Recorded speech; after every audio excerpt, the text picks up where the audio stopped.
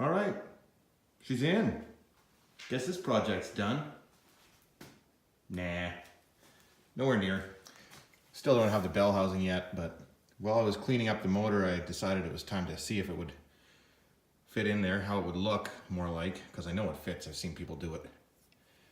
But it's just sitting on the cross member there, still dirty, and a jack on the back of the oil pan. And there's a fair amount of room side to side. I can, hang on a second here. Let me get the, I don't know, reasonable amount. I can move my hand around in there a fair amount. It's not super tight. With the starter, it'll probably get pretty tight, and with it drop down, because the frame rail kicks out here. Oh. Frame rail kicks out a bit, so it'll get a bit tighter, but shouldn't be too horrendous. Might even be able to fit some headers in there. We'll see. Oops. Yeah. So here she is.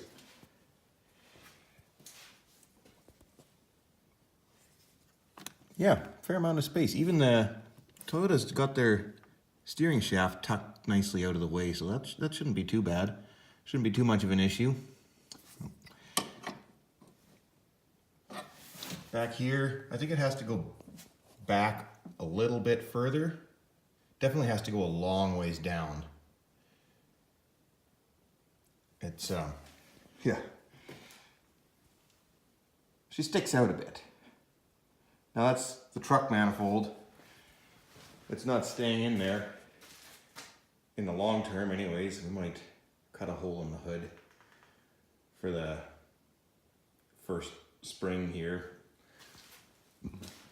This is a budget build, as obviously you can tell by the caliber of the car and engine I'm starting with. And we got to put the money where it matters first. So clutch, bell housing, tuner. Those are kind of important. I have a spare hood. I can cut the original hood open, and it's kind of shot anyways. So we'll just cut a big hole in it for this intake manifold to go through, and not worry about the fact that it really doesn't fit at all. Not even a little bit. That being said, it'll be a bit better when I get the right oil pan in there. That's another thing I really need. This truck oil pan's really deep, and it's not gonna clear the steering rack and the cross member properly. That's just not gonna work. So yeah, that's where we're at. We got the trans out. It's sitting under the workbench here, waiting for the bell housing to show up, hopefully on Friday.